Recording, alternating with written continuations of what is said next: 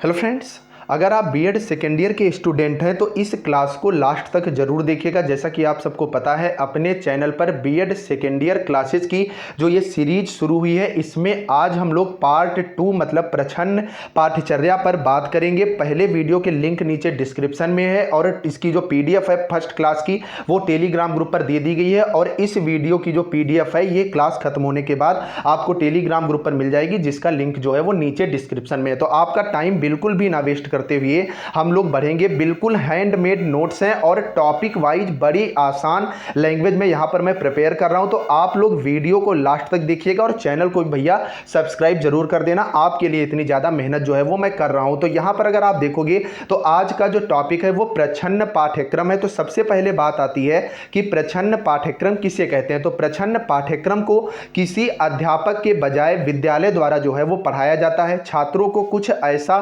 सीखने को मिलता है जो कभी उनके विषय पाठ में ना तो पढ़ाया जाता है, ना ही इसे प्रार्थना सभा में बताया जाता है। वे जीवन के इस उपागम को व शिक्षण की इस अभिकृति को स्वयं से सीखते हैं। अब कैसे सीखते हैं, तो आप ऐसे समझ लीजिए, जैसे मान लीजिए एक विद्यालय में दो छात्र पढ़ते हैं। एक जो छात्र है वो अमीर है और दूसरा छात्र जो है वो गरीब है। तो अगर वेशभूषा की बात करेंगे तो जो अमीर छात्र है उसके कपड़े की क्वालिटी काफ़ी अच्छी होगी, और जो गरीब छात्र है क्योंकि वो इतने महंगे ले नहीं पाएगा तो उसके कपड़े की क्वालिटी जो है वो कम होगी। तो ऐसे में गरीब जो छात्र है या अमीर छात्र है वो गरीबी और अमीरी के बीच जो है जो अंतर होता है उसको सीखता है। कपड़ों के बीच जो है किस तरह से बदलाव आता है उसके बारे में सीखता है। इसके बारे में किसी अध्यापक के द्वारा यहां पर नहीं बताया जाता है। इसी को लेकर के अगर आप देखेंगे कि प्रछन्न पाठ्यचर्या पाठ्यक्रम जो है ये कहां से आया है, तो प्रछन्न पाठ्यक्रम की अवधारणा सबसे पहले फिलिप जैक्सन ने 1968 में अब इनकी जो किताब थी लाइफ इन क्लासरूम्स में जो है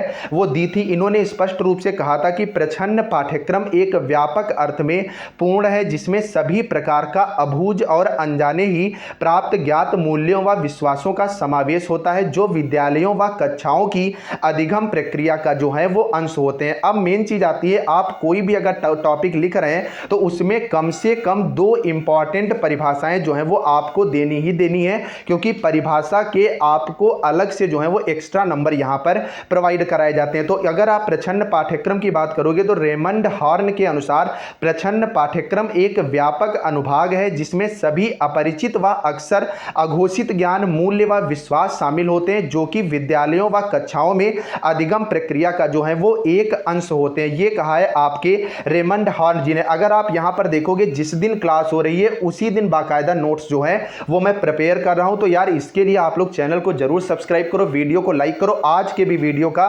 लक्ष्य हमारा 200 प्लस लाइक का है। नेक्स्ट अगर आप बात करोगे दूसरी परिभाषा को लेकर के, ब्लैकवेल डिक्शनरी के अनुसार प्रछन्न पाठ्यक्रम एक अवधारणा है जिसका प्रयोग उन अबूझी तथा मौखिक चीजों का वर्णन करने में किया जाता है जिन्हें विद्यालय द्वारा छात्रों को सिखाया जाता है। वो किसी पाठ्यक्रम में शामिल ना होते हुए भी पाठ्यक्रम का एक भाग होते हैं, जो किसी एक विशेष पर्सन की बजाय जो छात्र हैं करके या अनुभवों या ज्ञान के द्वारा जो है अपने जीवन में सीखते हैं। इस प्रकार प्रछन्न पाठ्यचर्या एक ऐसा शब्द है जिसका उपयोग उन सभी अलिखित नियमों तथा व्यवहारों की अपेक्षाओं हेतु किया जाता है जिसकी सभी से जानने की अपेक्षा तो की जाती है, परंतु कभी भी इसे सिखाया नहीं जाता है, बल्कि अनुभवों से जो है प्रछन्न पाठ्यचर्या है आपकी इसका ज्ञान कराया जाता है। लिखने का तरीका आपका बिल्कुल जैसे मैं लिख रहा हूं सेम होना चाहिए। आपको अच्छे खासे नंबर जो है वो एग्जाम में प्रोवाइड कराए जाएंगे। अगली अगर आप बात करोगे कि प्रछन्न पाठ्यचर्या की विशेषताएं जो हैं वो क्या क्या होती हैं, तो पहली विशेषता,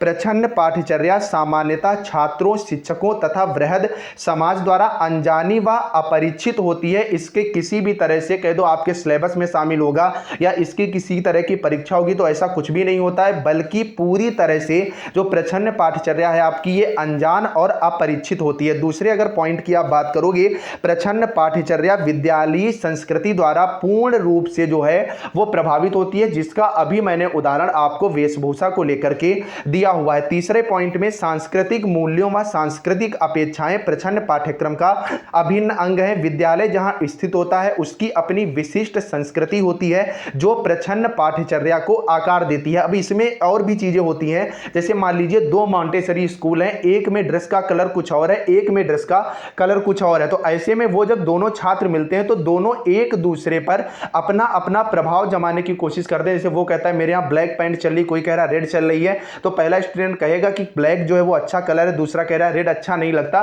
तो इससे क्या होता है, कलर में भी चीजें जो है वो हमें पता चलती है। तो यही आपका प्रच्छन्न पाठ्यचर्या है जो संवाद के द्वारा होता है, लेकिन पर्टिकुलर सिलेबस में आपके नहीं बताया जाता है। तो चौथा पॉइंट है प्रच्छन्न पाठ्यचर्या प्रायः स्तर के निर्धारण का प्रश्न है, विशेष रूप से उस विद्यालयी परिवेश में व्याप्त सामाजिक आर्थिक श्रेणी क्रम का। इसलिए कोई भी व्यक्ति प्रच्छन्न पाठ्यचर्या पर जो है वो बिल्कुल भी सवाल जो है नहीं उठाता है, क्योंकि इसका कोई भी लिखित प्रमाण आपके पास नहीं होता है। ये आपके व्यवहार, अनुभव और ज्ञान में जो है सम्मिलित किया जाता है। पांचवें पॉइंट पर अगर आप देखोगे, प्रच्छन्न पाठ्यचर्या छात्रों को मूल्यों, दृष्टिकोणों, अभिवृत्तियों तथा सिद्धांतों को गुप्त संदेश जो है वो देती है।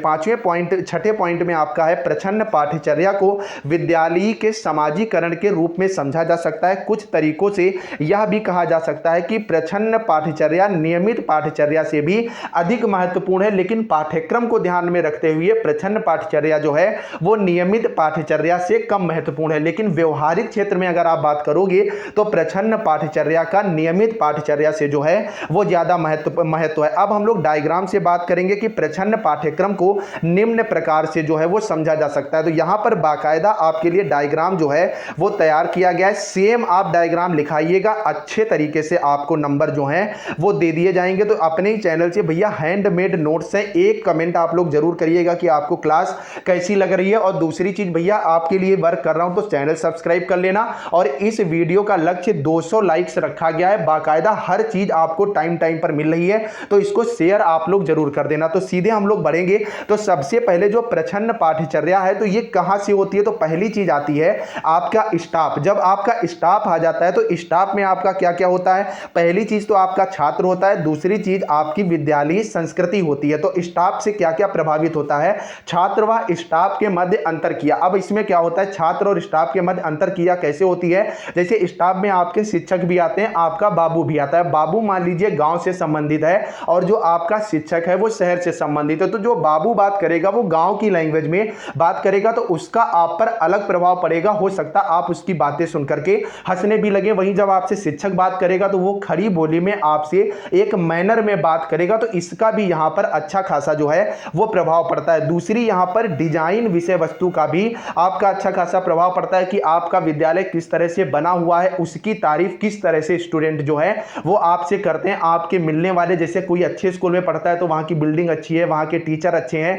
वहां का परिवेश अच्छा है। और कोई हल्के स्कूल में पढ़ता है जो ज्यादा अच्छा नहीं है, अच्छे टीचर वहां पर नहीं है, तो उनके बारे में लोग उस तरह से जो है वो बात करते हैं। तीसरी चीज आती है कि मूल्यांकन प्रणाली। तो मूल्यांकन प्रणाली का भी इस पर काफी ज्यादा प्रभाव पड़ता है कि आपके विद्यालयी परिवेश में मूल्यांकन का स्तर जो है वो क्या है। और चौथी चीज की स्टाफ का विश्वास, मत एवं मूल्य आप पर क्या है, वो आपसे किस तरह से पेश आते हैं, उनका आप पर कितना विश्वास है, वो आपका कितना सपोर्ट करते हैं, वो आपको कितना जो है वो बड़ा या छोटा वहां पर आंकते हैं। दूसरी चीज यहां पर आती है कि छात्र किस तरह से प्रभाव डालते हैं। तो पहली चीज साथियों से संबंध एवं दबाव। तो वही चीज जिसका मैं बार बार जिक्र कर रहा हूं कि जो साथी होते हैं छात्र के, तो वो अलग अलग तरह की बात करते हैं कि आपका विद्यालय कैसा है, आपके विद्यालय में पढ़ाई कैसी है, तो उसके अलग अलग इफेक्ट पड़ते हैं। इसी वजह से आप लोग भी कॉमन लाइफ में जरूर देखते होंगे कि होता क्या है कि उस स्कूल में अच्छी पढ़ाई होती है। तो आपने जाना कैसे कि उस आपके स्कूल से उस स्कूल में बेहतर पढ़ाई होती है, क्योंकि वहां का छात्र आपसे मिला, उसने बताया, उसके आपने बाकायदा नोट्स देखे।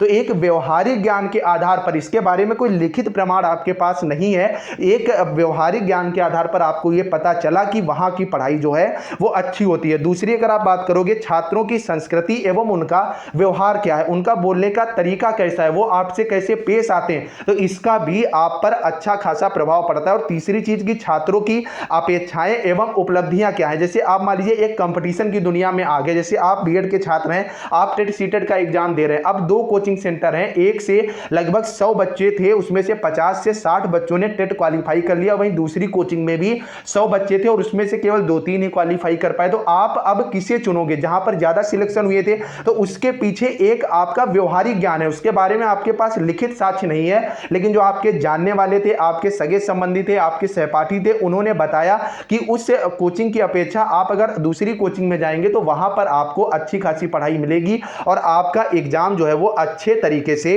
क्वालिफाई हो जाएगा। इसी तरह विद्यालय संस्कृति किस तरह से प्रभावित होती है कि विद्यालय विद्यालय की नीतियां, लक्ष्य व दृष्टि क्या है, वो उसका लक्ष्य क्या है, वो आपको किस लेवल पर पढ़ाना चाहता है। बहुत से ऐसे कॉलेज होते हैं जो 10th लेवल से आपको रीजनिंग भी देना शुरू कर देते हैं, आपकी जो जैसे सैनिक स्कूल वगैरह की भी आपकी तैयारी कराते हैं, आपको कंपिटिटिव लेवल पर भी तैयार करते हैं, नीट वगैरह की भी तैयारी करवाते हैं। और कुछ कॉलेज ऐसे होते हैं जो आपको केवल पाठ्यक्रम से संबंधित रखते हैं। इसी तरह विद्यालयी अभ्यास भी सबसे बड़ा है कि विद्यालय आपको कितनी ज्यादा प्रैक्टिस कराता है। जैसे आपने देखा होगा कि आपके कॉलेज वाले क्या करते हैं, 10th 12th में आपकी एक्स्ट्रा क्लास लगवा देते हैं। तो ऐसा सारे कॉलेज नहीं करते, एक व्यवहार के तौर तरीके पर आपको एक्स्ट्रा क्लास प्रोवाइड कराई जाती है, आप उसका यूज करते हैं और आप एग्जाम में अच्छे नंबर जो है वो लेकर के आते हैं। तो इस तरह से आप ये पूरा का पूरा प्रछन्न पाठचर्या से संबंधित जो है टॉपिक लिख सकते हैं। पेपर सेकंड का ये जो है ये पूरा का पूरा टॉपिक है। अगर आप लोग कमेंट करोगे तो साथ साथ में पेपर थर्ड की भी हम लोग क्लासेस जो है वो स्टार्ट करेंगे। लेकिन कमेंट करके जरूर बताइएगा कि आपको क्लास जो है वो कैसी लग रही है, समझ में आ रही है या नहीं आ रही है।